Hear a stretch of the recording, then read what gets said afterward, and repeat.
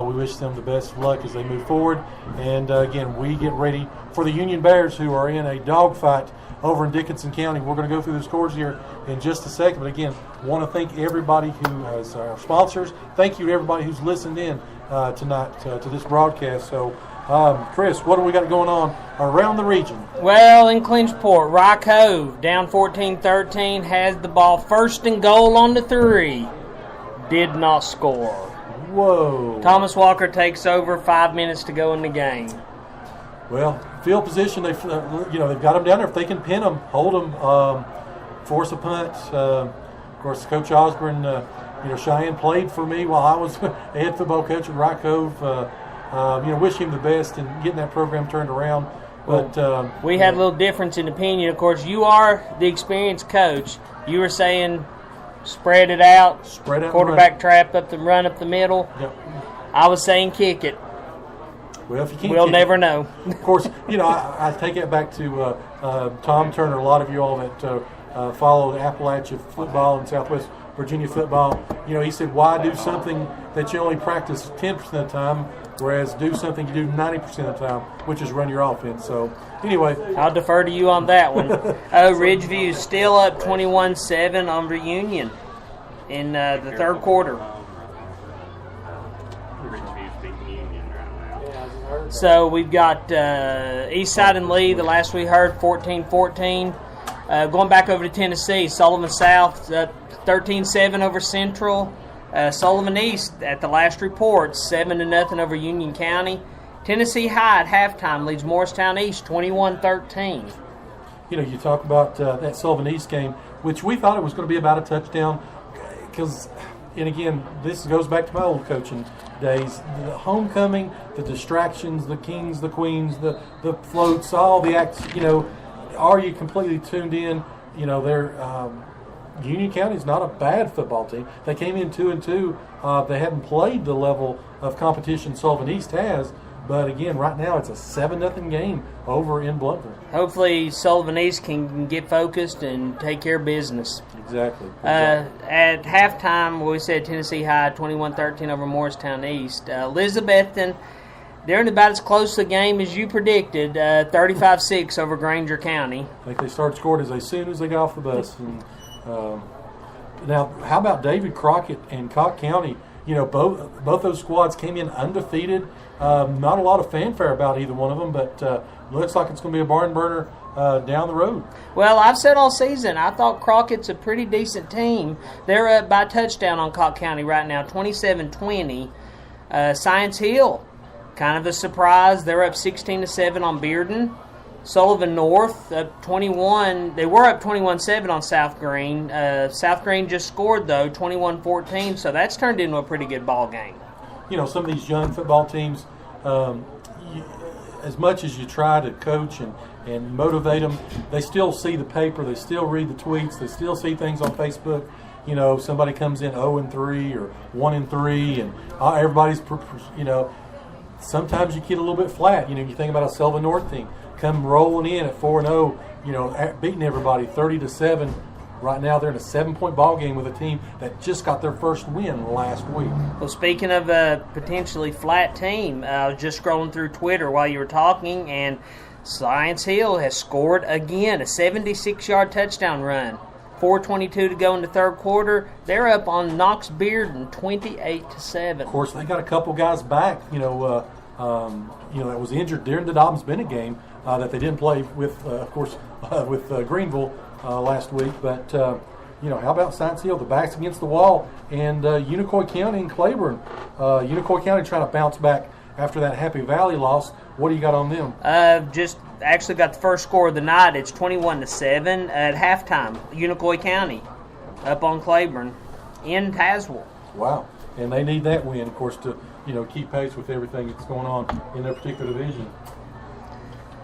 Looking through here, East leads up on East Side now, 20-14, closing in on the end of the third quarter. There's about 3 minutes to go. Thought that one was going to be a high-scoring affair, probably about a touchdown. East Side is a good football team. don't sleep on them, especially in the Cumberland District this year. It'll be between them and Norton once again. And again, right now, good football game going on to Ben-Hur. I'm different than most people. I would rather watch a defensive struggle. Mm-hmm. I'd rather watch a close, couple scores in a football game versus a 63-60 game. Yeah. Baseball, I love a good 1-0 game. Mm-hmm. And it looks like that's what's shaping up there at Lehigh right now. Up by 6 over East Side. Sullivan North 21-14 at the half. And that looks like that's about all that's come in right now. Joe, let me ask you what I'm sure all of our listeners are trying to figure out right now. What does Gate City do to right the ship? Well, first and foremost, when you commit 12 turnovers in 4 football games, you're averaging 3 turnovers a game. Most of those took place in their own side of the field. They are giving great football teams an even better advantage. They have got to stick to what they can and can't do. I don't want to be critical of coaching. Again, being as a coach before, and I don't want to be critical of the play, of a player and stuff. But there are things that can be fixed. We've got speed. We've got some size. We've got the ability to score. We've got the ability to keep teams out. But we do things that puts them in better positions. We've got to be able to put ourselves in better positions by not turning the ball over, by not committing those. You talk about the punt return. Everybody started to walk away from it. They thought it was dead. Daniel Boone just simply picked it up and ran it 30 yards and flipped the field, went from starting on their own 40 down to our 30-yard line. So, you think about things like that. That's, you go back and you just scratch your head and you just have to continue to drill, be focused, and have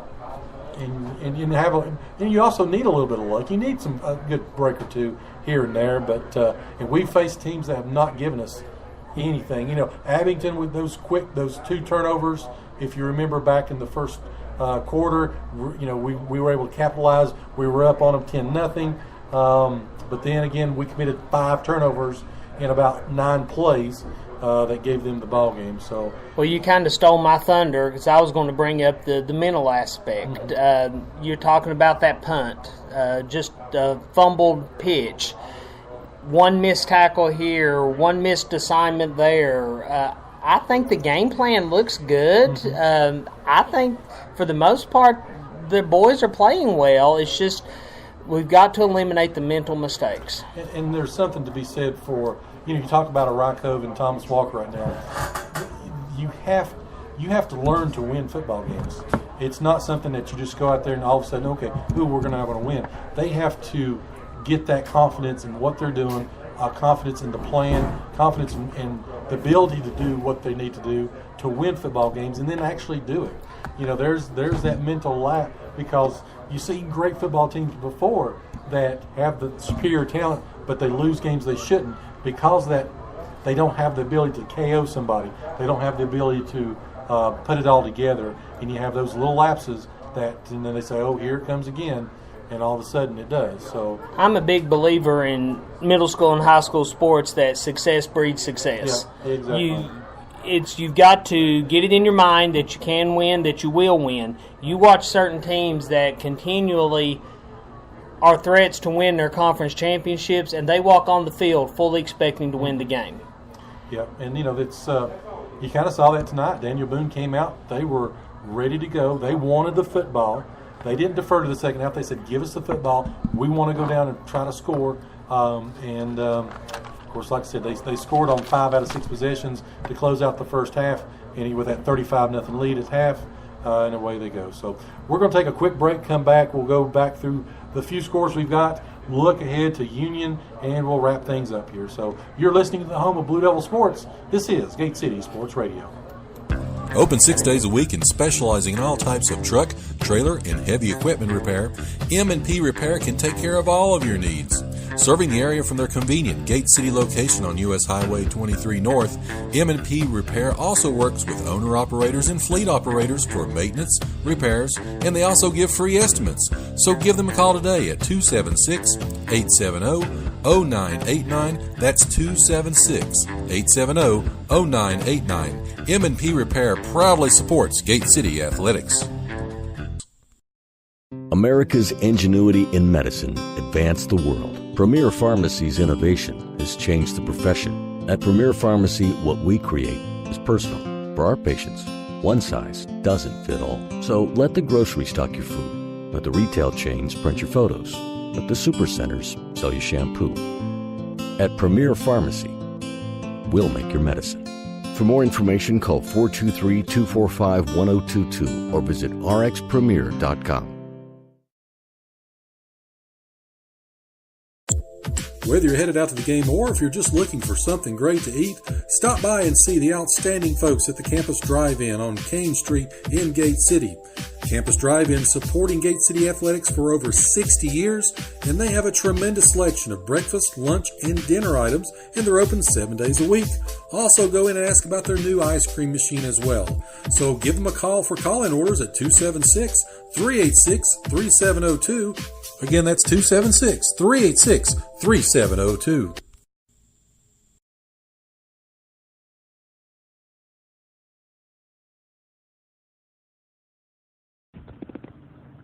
This is John Sally of the Gate City football and basketball teams, and you're listening to the home of the Blue Devil Sports. This is Gate City Sports Radio. And we're back here again, live at Legion Field. Game just concluded. 48-13 was the final score. Daniel Boone comes out the victors tonight. Still looking around for some more scores. Again, got a great one going on in Ben-Hur. It's still 20-14 Lehigh, and you've got something else brewing over in Dickens County, it looks like. Well, Union's not going down without a fight. They've scored again. It's 21-14 Ridgeview, 6:23 to go. Well, looks like I'm going to get my cheeseburger again. We'll wait and see about that one. But a great football game and going on, like I said, in Dickinson County. So take us around one more time before we sign off here and get out of the okay, just to give you a real quick update. It's right now 4th down and 18 for Rye Cove, down by 1. About 2 minutes to go in the game. We'll keep you posted on that and see what happens there. Sullivan South up 13-7 on Sullivan Central. Sullivan East 7-0 on Union County. Tennessee High at halftime's up 21-13 on Morristown. Tennessee High does not need to let Morristown hang around in this game. They need to take care of business. Bearden's just scored against Science Hill to make it 28-14. 2:06 to go in the third quarter. Maybe Bearden's coming back on them. Hopefully Science Hill can hold on. I can't believe I just said that. Oh, but you got to keep it in East Tennessee. We will. I'll make sure that everybody in Kingsport City Schools gets a copy of this game on Monday to hear that. So let's see. It's 1:06 to go in the Rye Cove game. No word yet on what's happened there. East Side and Lee tied up at 20. 2:46 to go in the third. Good game. Again, East Side, they're going to challenge J.I. Burton in that Cumberland district. That will be for all the kit and caboodle whenever it's all said and done. You think we got time to get to Lehigh? I'd love to see the ending of that game. Rob, what do you think? It's uphill most of the way, so I don't think we can. As the crow flies, as they would say. We've got Elizabethton up big on Granger County, 35-6. Unicoi up on Claiborne, 21-7. Crockett and Cocke County, very good game going on there. Crockett's got a 27-20 edge. Sullivan North up 21-14 on South Green. Greenville, this one continues to surprise me. Greenville's 14, Pisgah nothing. I don't know if Greenville's looking ahead, if Greenville's resting players. This game should not be that close. Good ball game, like I said. Jellicoe pulling the surprise for the night so far, 26-20 over Unaka. We know all 20,000 listeners that were on the edge of their seat for that one. And I'm waiting to see Thomas Walker must have stopped Rye Cove. They're in their victory formation, 14-13. So, the parade has been put off another week in Duffield. So. That'll just give them another week to organize it. Get it better planned out. I'll tell you what, let's take one last break. And again, want to hit all of our sponsors, make sure that we recognize them, and again, want to thank them We'll try to finish up on all of our scores, make sure that Thomas Walker game goes final. We'll see about Ridgeview and Union, and we'll see what happens here if we get a South and Central update as well. So, again, you're listening to the home of Blue Devil Sports. This is Gate City Sports Radio. Whether you're headed out to the game or if you're just looking for something great to eat, stop by and